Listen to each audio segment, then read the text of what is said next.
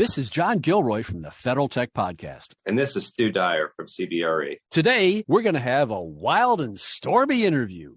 Hit the music, Claude.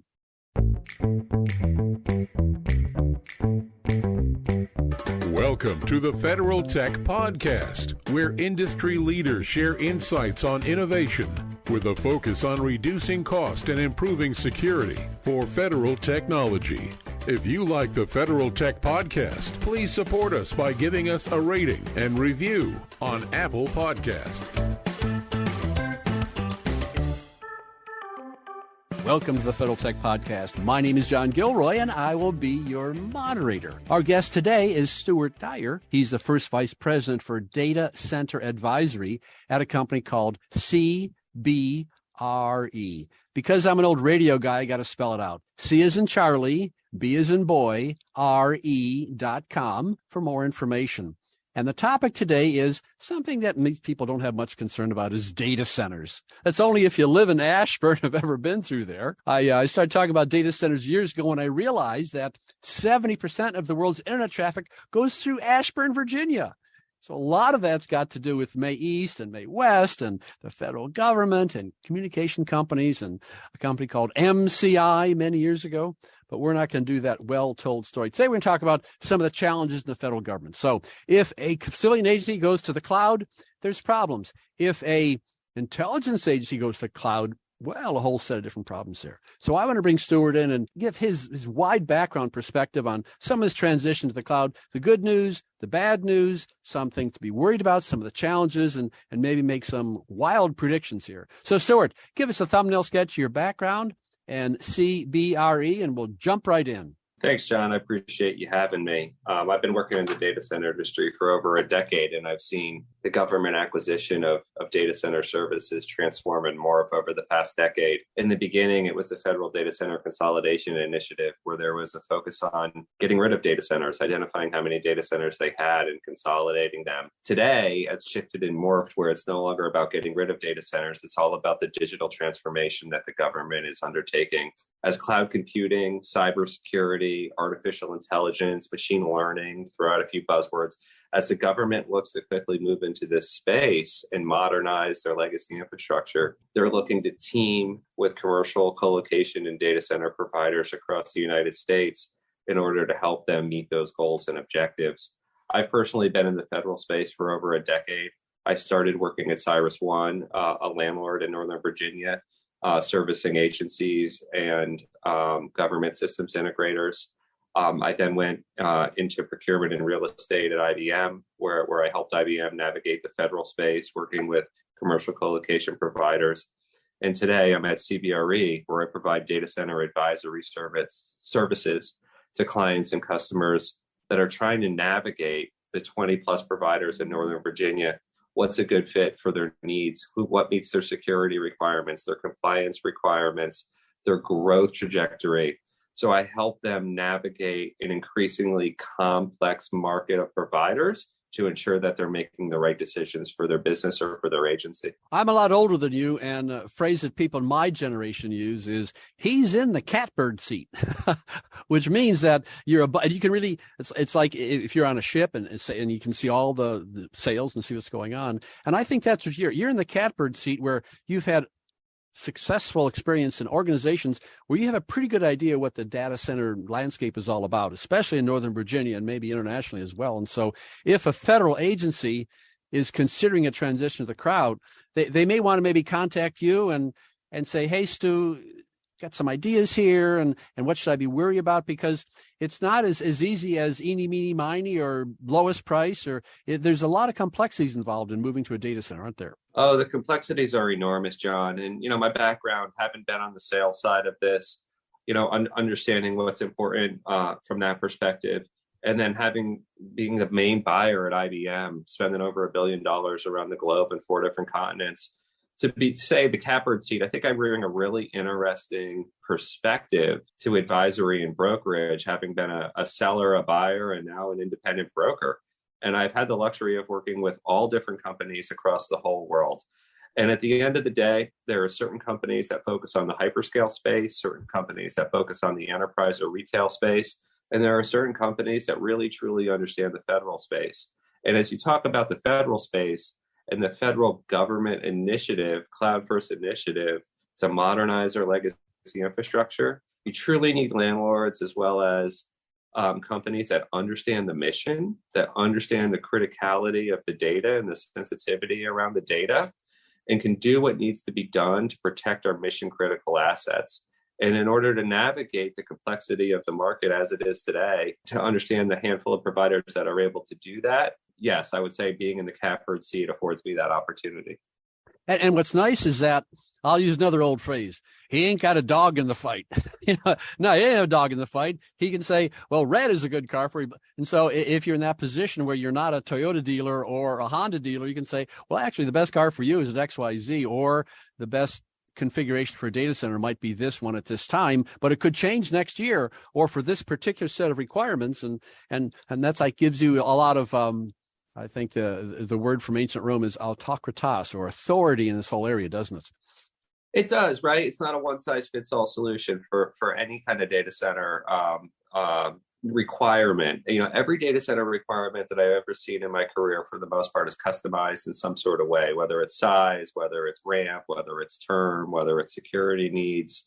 And being able to service a client to achieve an excellent outcome that meets their needs, right? And work with the providers independently out in Ashburn or anywhere in the United States, and to be able to really bring the parts and pieces together to be a great fit and a great solution for that agency or for that end user, is a really rewarding and exciting job to be in. And it's something that every day is fluid, every day represents new challenges, and every day we have to come up with new innovative solutions. But as it relates to the data center market, it's really just maturing and coming into its own. And there's no end in sight to the continued new entries into the market. And as there's more and more requirements coming out from the federal space, it's truly an exciting time to be in the middle. Regular listeners know that I teach down at Georgetown. I was in the classroom last night, and I was telling some bad jokes, and they got to laugh because they're students, so they laughed at my bad jokes. And I opened this podcast interview with a bad joke, a silly reference to Wild and Stormy. And I'm sure there's people going, wow, Gilroy's office, not here. What's going on with this guy? But actually, this is pretty much focus of the discussion today. The NSA has very complex requirements when it comes to analysis and their process requirements, and they like to keep things in-house. And in the last couple of years, they're making this transition to the cloud, and that's what they call it, isn't it? Isn't it the Wild and Stormy contract or something? Isn't that what they call it, sir? It's they made it up, not me. It's quite the name for contract solicitation. So look, to bring it back a little bit for your listeners. Those that don't truly understand how the digital economy works, they just know it does work every day. Every time you pick your phone up and you hail an Uber, or you get on Instagram, or you look at TikTok, you're touching a data center in Ashburn, because that's where that data actually sits. That's what the cloud is. Historically, the federal government's been reluctant to outsource their data to a third party. We're talking about now, John, the NSA, right. The most secret organization on the planet, right? And they kicked off an initiative, a years-long modernization initiative to outsource a lot of their data. And if you think about the one agency on the planet that collects the most data, it's the NSA, right? Listening, pictures, satellites, all those things that need to sit in a data center. So in 2020, they kicked off an initiative to pick a cloud provider and to pick a storage provider in commercial industry that would help them achieve their goals, achieve a myriad of goals. It was a $9 billion contract, John.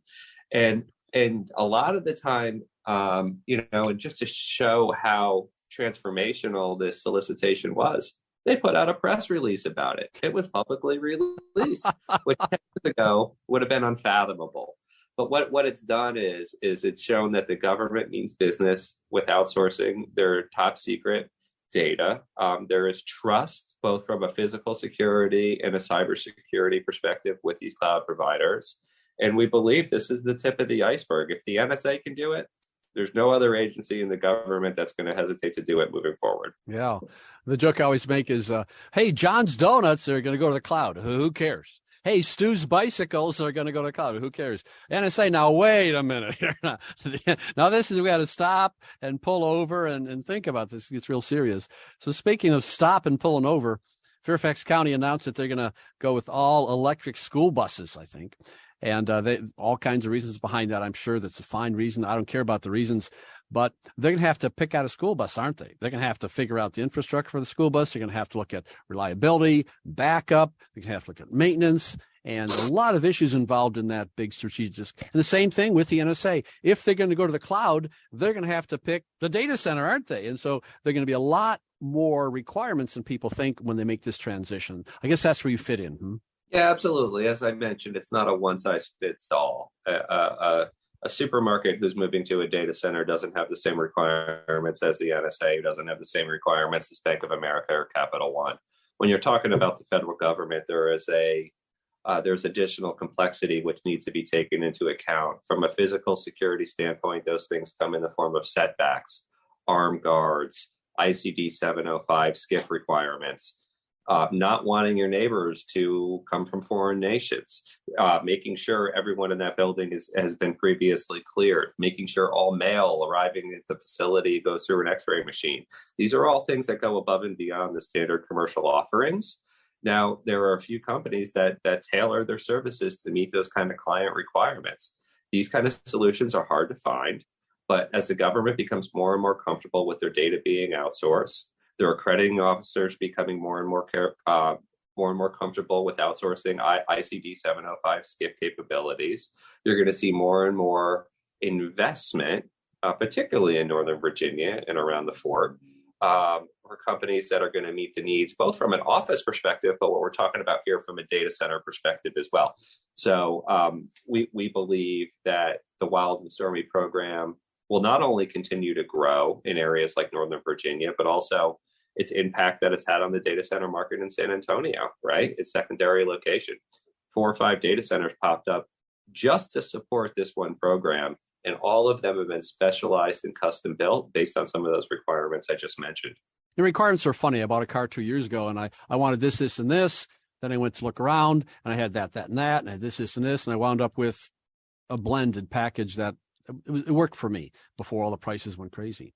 And I think that's the same true with the data center. I remember talking to people about data center and saying, well, here's one structure. Do you want mirrored backup in a remote location? Yeah. Well, this is what it's going to cost. Well, you don't want that much anymore. It's like, okay, there's a long list of requirements. And then when it comes right down to it, there's these little funny things called budgets. Well, everyone wants to have a mirrored data center at a different location, and what point in time is it worth it, and is how serious is it? And so I think that's where someone like you can come in and go, well, let's get a whiteboard here and really figure out what you need and what you want. Same thing with my car, what you need and what you want. Yeah, well, John, I've got a funny story, and I like to tell it. The first company I worked at in 2010, 2009, their disaster recovery business continuity strategy was, if something went wrong here in Ashburn, they threw all the tapes in their trunk and they drove as fast as they could to Philadelphia to get it back on. What a backup plan. Yeah. There's some guys that could do it in 2.5 hours. That doesn't work anymore. Look what happened with the FAA this week, right? For the first time since 9/11, planes got grounded. Without a true business continuity disaster recovery plan that's well thought out, downtime means lost revenue to some. To some, it could mean putting lives at risk, like at the FAA and why planes couldn't fly. So having a truly robust deployment for your mission critical infrastructure is absolutely critical, especially for federal agencies. And it's something that needs to be really well thought out and needs to be part of a comprehensive data center strategy. And that's an area certainly where we can add value and assist. But you're seeing more and more deployments that are not just single deployments. So, for example, JWCC, a $9 billion contract, joint warfighting cloud capability, that they're requiring 3 locations, in east to west and somewhere in the middle. In the event that there's any sort of disruption or any sort of outage, those services have to stay online because they protect the homeland. They protect our troops in the battlefield.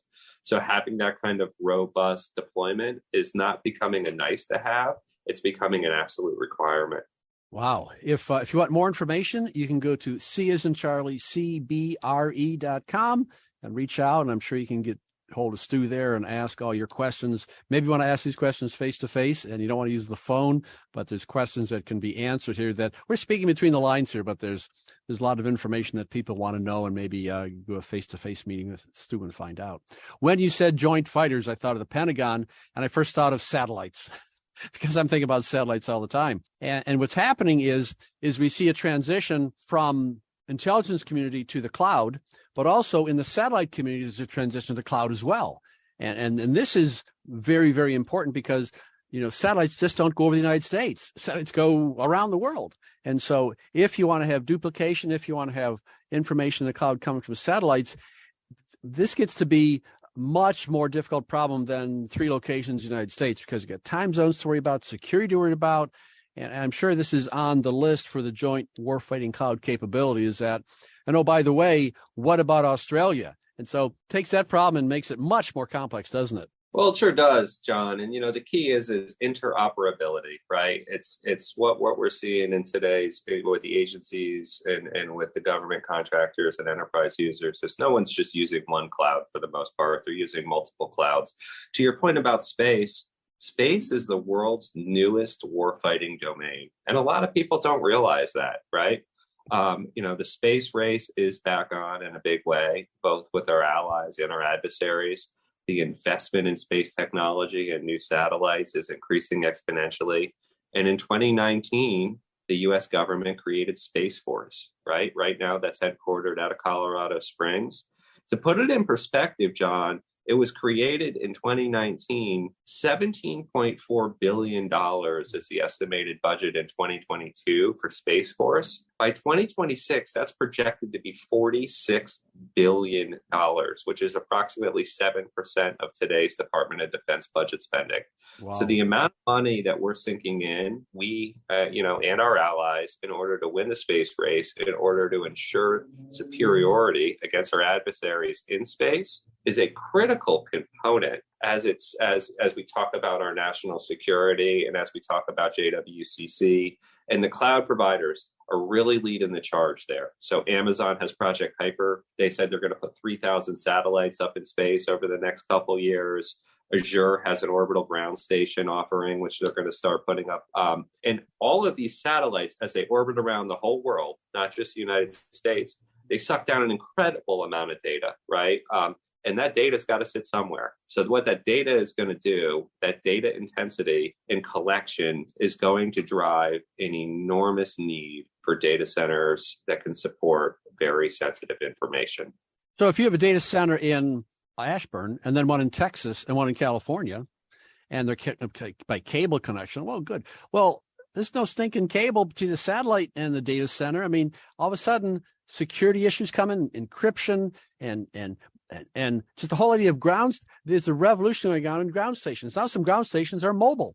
They're intentionally mobile because they have to adapt to new satellite patterns that are changing all the time. So it gets to the point where there has to be a lot of planning involved, and it has to be, well, Stu, what's been your experience in X, Y, and Z, and what happens now when there's something's going on the other side of the world that we have to have a mirrored backup for or something?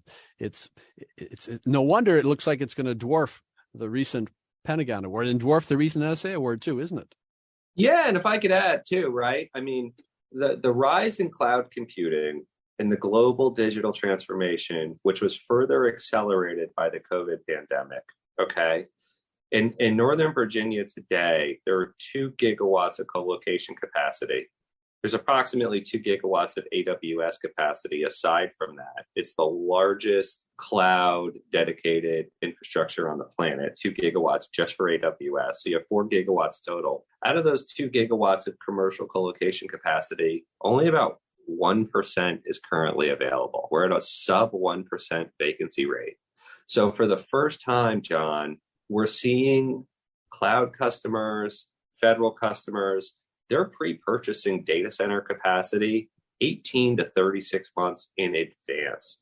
And that's due to it's due to a myriad of issues, right? Supply and demand, supply chain delays, lack of available power, lack of available land, for a whole bunch of different reasons. Having the foresight to be able to forecast growth and demand 24, 36 months before you actually need it is now becoming an absolute requirement. And that's very hard to do. It's very hard to accomplish. Wow. Those are shocking figures there. I didn't realize it was 1%. I mean, I was at an event there 2 weeks ago, and they're building like crazy. I mean, people listening to this who live in Northern Virginia know that there's cranes everywhere in Ashburn, and it's not ending, is it? Well, not only is it not ending, we're going to continue to grow between 15 and 25% year over year. But very little people know and realize every single one of those buildings where you see a crane already has a signed contract for the entirety of the building. Wow. That's almost like a real estate broker's dream come true. Well, the difference now between a few years ago when vacancy was around 10, 12% is an end user can go out and find a bunch of different options and compare a bunch of options. Now, understanding things before they even happen is becoming a requirement. There are half a dozen companies fighting over the same piece of real estate. First one to sign gets the space. So having someone to advise you and guide you on that process, to perhaps bring thought leadership to things that they may not be aware of yet, is starting to become more and more valuable. 2 years ago, it was who's got the least expensive price. Now it's about who has power. It's not about the last dollar. It's about securing capacity, because these companies, their business is in the data center. So without capacity, they don't have a business to run or operate. Very similar to the NSA. If they don't have a place to store the information, they can't operate and complete their mission. Wow. So we can see this contract. That doesn't mean it's going to come to fruition, or it could be a timetable that they didn't plan for, which brings in so many different questions about security and transition and hybrid cloud and backup. I mean, wow. I would say this. The government has spent, and everybody is probably aware of the twists and turns that JEDI took, and now awarding it to 4 providers, JWCC, in December of 2022. Wild and Stormy now is coming online in 2023. The government is finally turning on the faucet and starting to allow dollars to go out from the government to the cloud companies. What's been a real challenge for the integrator community and the hyperscalers, the cloud organizations, has been how much to lean in, how much to invest before the faucet actually gets turned on. It's my prediction, John, that in 2023, as the government starts to actually consume and pay for these cloud services with Space Force, with Wild and Stormy, with JWCC, you're going to see significant growth within the top secret and secret data center community. And you're going to see the hyperscalers take down additional capacity, as the capacity they've already taken down to initially support these programs starts to become saturated. Now, how they get from where they are today to where they need to be in 2025, that's going to be a really interesting paradigm. And how they secure the power and space that they need for the future is something that's going to be complicated. But the government is going to start consuming these services, and that means they're open for business. Wow.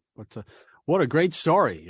2 years from now, we'll come back and it'll be a sequel. Well, now what? Well, what happened, as we all know, X, Y, and Z, and this caused that. And my goodness gracious, it's a great story to keep up with. Well, if you'd like more information, I'll repeat it again. C as in Charlie, C, B as in boy, RE.com.